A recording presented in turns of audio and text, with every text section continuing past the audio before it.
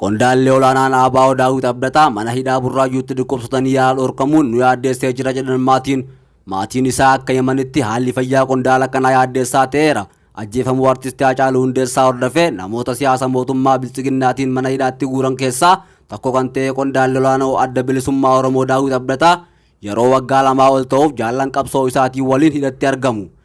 Qondaalli adda bilisummaa Oromoo kun yeroo qabaman irraa kaasee manneen hidhaa Moojoo Awaash, Galaan fi Caffee Araaraa fa'aatti hidhamanii dararamaa kan turanidha. Yeroo ammaa mana hidhaa qajeelcha poolisii magaalaa Burraayyuutti kan argaman obbo Daawit dhibamanii wallaansa dhorkamuun haalli fayyummaa isaanii yaaddeessaa ta'aa dhufu maatiin isaa nuuf himanii jiran. Obboleessi obbo Daawit Biraanuu Abdataa akka nuuf himanitti Daawit hidhamuu isaaniitiin dura nama fayyaa guutuu qabu turan.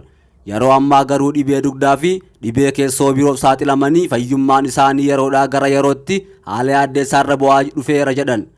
Yeroo jalqabaa kaambii Komishinii Poolisii humna addaa Oromiyaa kan Finfinnee naannoo Caffee Araaraa jiru keessatti hidhamanii turanitti dhukkuba kanaaf saaxilamuu kan himan miseensi maatii kun Daawit akkuma achirraa ba'anii gara Moojootti dabarfamaniin dhukkuba kana himachuu jalqaban jedhu. Dhukkubsachuu himachuun wal'aansa argachuuf yeroo adda addaatti iyyataa turanis poolisiin mana yaalaa geessuu didee akka ture kan himan.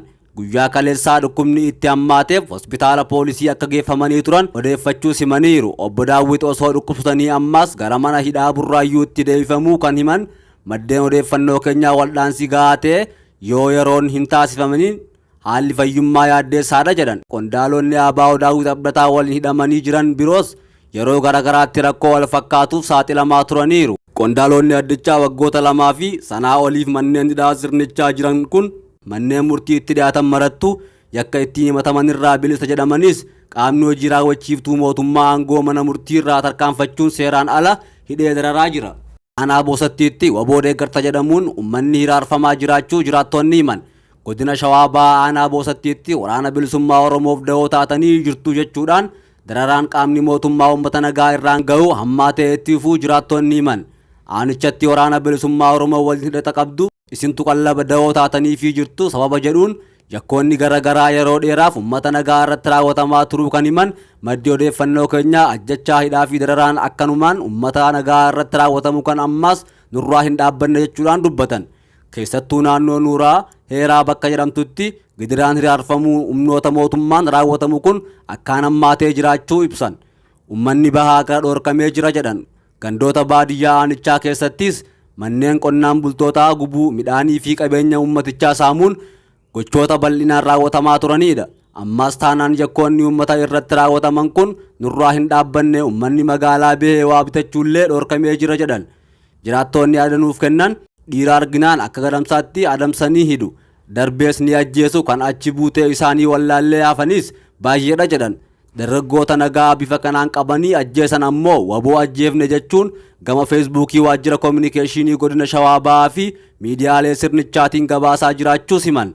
Mana hidhaa magaalaa Boolee jedhamutti kan aanaa Boosattii jalatti argamtu keessaa namoonni nagayaa akkanumatti hidhatti guuramuun hedduun jiraachuus odeeffanneerra.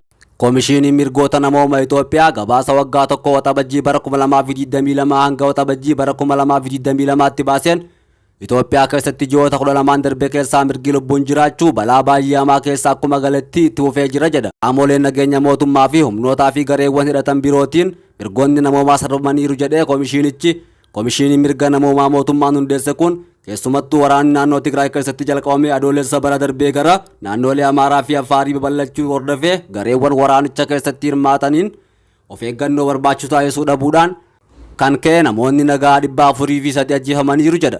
Keessumattuu tarkaanfii humnoota Tigraayin ta'e jedhamee fudhatamee yoo xiqqaate namoonni nagaa 346 murtii tokko malee kan ajjeefaman yoo ta'u ajjechaan kun ammoo dubartoota daa'imman manguddootaa fi warra miidhama qaamaa qaban dabalata jedhe Komishinii mirga namooma Itoophiyaa gabaasa isaa kanaan. Gama biraatiin ammoo naannoo Amaaraa fi Affaar bakkeewwan tokko keessatti raayyaan ittisa biyyaa humni addaa Amaaraa fi hidhattoonni fannoo humnoota Tigraay waliin yookaan ABO tumsitanii jirtu jechuudhaan miseensaa fi deeggartoota namootaa jedhan irratti murtee seeraa tokko malee ajjechaa raawwataniiru jedha. Komishinii mirgoota namooma Itoophiyaa naannoo Amaaraatti adoolessa bara 2013 Gondar Kibbaa magaalaa Worrotaattii fi sadaasa bara 2014 magaalaa Axayyeetti ajjechaan sabummaa irratti hundaa'ee jiraattota irratti raawwatamuu isaatiin namoonni nagaa ajjeefamanii jiru jedha.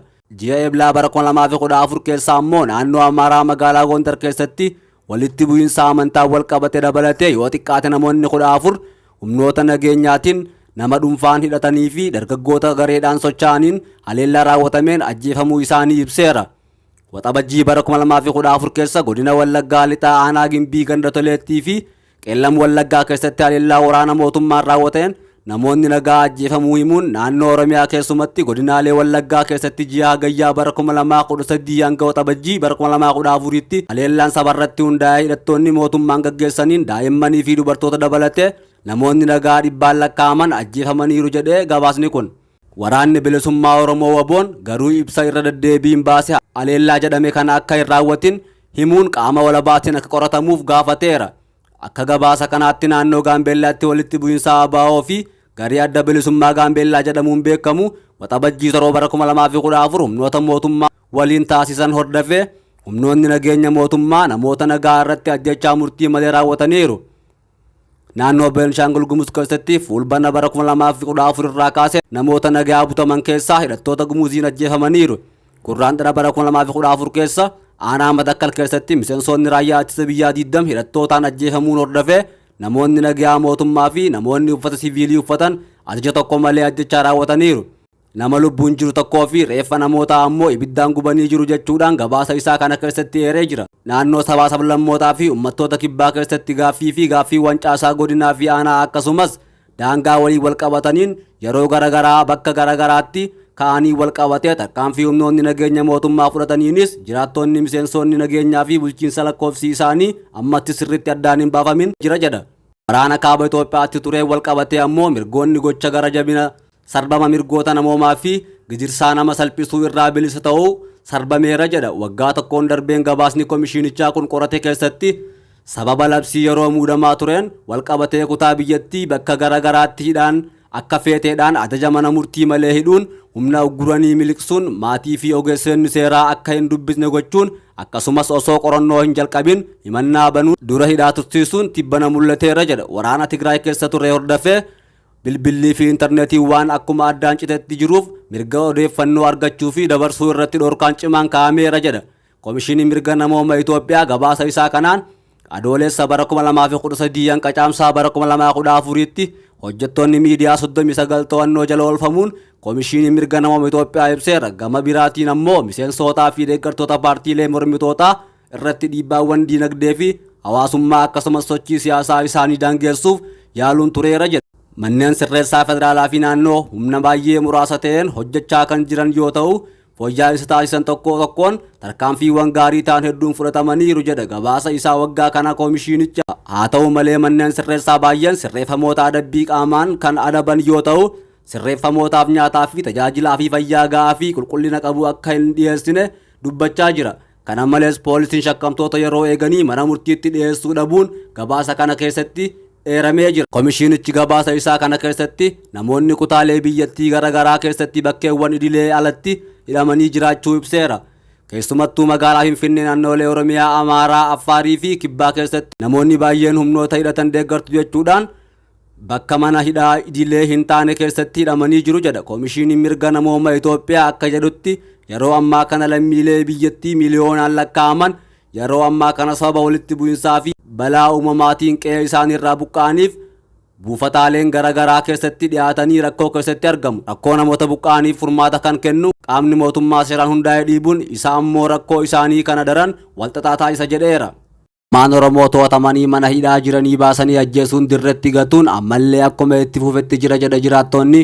Godina Wallaggaa Bahaa magaalaa Naqamteetti ilmaan Oromoo Oromummaa isaaniitiin murna bilxiginnaatiin yakkamuun erga to'annoo seeraa jala oolanii booda namoonni 3 mana hidhaatii baafamanii akka ajjeefamanidha. Hidhamtoonni kunneen waajjira tika magaalaa Naqamtee keessaa baafamanii ajjeefamuun reeffi isaanii dirree irratti gatamee argame jedhu maddeen odeeffannoo kana nuuf qoodan. Ajjechaa suuqanneessaan kun kan raawwate waxabajjii 13 bara 2014 yoo ta'u halkan mana hidhaarraa baasuun ajjeesan jedhu. Erga mana hidhaatii baafamanii booda ganda Gullisoo iddoo addaa Kireesharii jedhamutti geessuun rasaasaan ajjeefaman. Turtii 7 keessatti namoonni mana hidhaatii baafamanii ajjeefamuun iddoo Kireesharii jedhamu kanatti gataman lakkoofsaan 11 ol akka ta'an maddeen dabaluun adeessaniiru. Reeffi namoota ajjeefamanii hurrufa keessaa uummataan yoo kaafamu namoota ajjeefaman gidduudhaa tokko Maamush Iliyaas nama jedhamu ta'uu mirkanaa'eera jedhu jiraattonni.